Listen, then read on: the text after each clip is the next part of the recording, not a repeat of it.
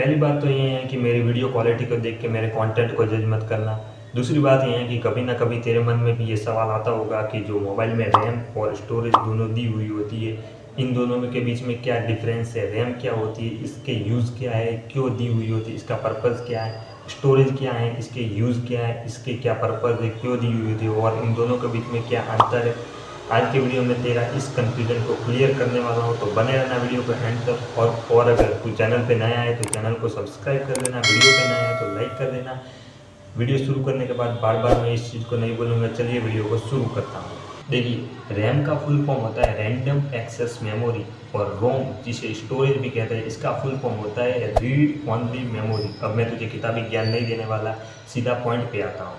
Memory का अर्थ क्या होता है, तो तू बोलेगा कि कोई ऐसी चीज़ जो डेटा या इंफॉर्मेशन को सेव करती है, राइट। तो रैम और रोम दोनों मेमोरी ही हैं, बस इनमें फ़र्क ये है कि एक जो है वो शॉर्ट टाइम पीरियड के लिए डेटा को सेव करती है, दूसरी जो है वो लॉन्ग टाइम पीरियड के लिए डेटा को सेव करती है। अभी मैं आगे डिटेल में बताऊंगा, पहले एक एक करके समझाता हूँ, ठीक है। पहले रोम को समझाता हूँ, यानी रीड ओनली मेमोरी, इसे स्टोरेज भी कहते हैं। आपके मोबाइल में जितना भी जो डेटा होता है, वीडियो होते हैं, image, PDF file, APK file, song, ये जो डेटा सेव हुआ होता है वो स्टोरेज यानी कि रोम के अंदर सेव हुआ होता है। रोम में जो है वो हम लॉन्ग टाइम पीरियड तक डेटा सेव करके रख सकते हो। इसका मतलब ये है कि आपके मोबाइल में रोम जितना ज़्यादा होगा, आप उतनी ही ज़्यादा डेटा को सेव कर पाओगे। तभी आपने देखा होगा कि पहले के जो मोबाइल होते थे 2020 से पहले के, उसमें आपको 16 GB, 32 GB, 64 GB ही स्टोरेज देखने के लिए मिलता था। लेकिन अभी के जो लेटेस्ट मोबाइल आते हैं उसमें आपको 128 GB, 256 GB, 512 GB, यहाँ तक कि 1 TB तक भी डेटा स्टोरेज देखने के लिए मिलता है। अब आती है रैम, रैंडम एक्सेस मेमोरी। इसे ध्यान से समझना, इसमें कई लोगों को कन्फ्यूजन रहता है। आपके मोबाइल में जितने भी जो ऐप्स होते हैं, यूट्यूब, फेसबुक, इंस्टाग्राम, इन ऐप्स को चलाने के लिए किसी न किसी प्लेटफॉर्म की आवश्यकता होती है। तो वो जो प्लेटफॉर्म का काम करती है वो रैम करती है। फॉर एग्जांपल, आपके पास कई सारा सामान है, उन सामान को ऐप्स मान लीजिए।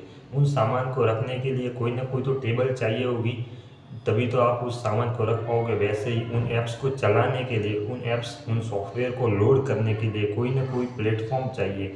तो वो जो प्लेटफॉर्म का काम है रैम करती है। जैसे सामान को रखने के लिए टेबल प्लेटफॉर्म का काम करती थी, वैसे ही इन ऐप्स को चलाने के लिए जो प्लेटफॉर्म का काम करती है वो रैम करती है। पहले के जो मोबाइल होते थे उसमें दोस्तों 2 GB, 4 GB ही रैम आती थी, लेकिन अभी के जो लेटेस्ट मोबाइल आते हैं उसमें आपको 6 GB, 8 GB, 12 GB, 12 GB दोनों एक ही है, 12 GB, 16 GB, यहाँ तक कि 32 GB रैम भी आपको देखने के लिए मिलती है।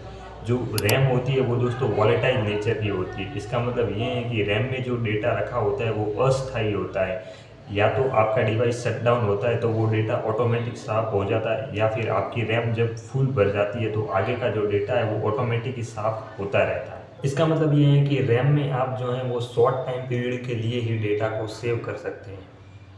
आई थिंक अब तो मुझे लगता है कि आपका जो रैम और स्टोरेज यानी रैम और रोम में जो कन्फ्यूजन है वो क्लियर हुआ होगा। अगर थोड़ा बहुत भी समझ में आया है तो वीडियो को थम्स अप कर देना, और अगर चैनल पे नया है तो चैनल को सब्सक्राइब कर दे। मैं मिलता हूँ किसी न्यू वीडियो में, तब तक के लिए जय हिंद, टाटा, बाय।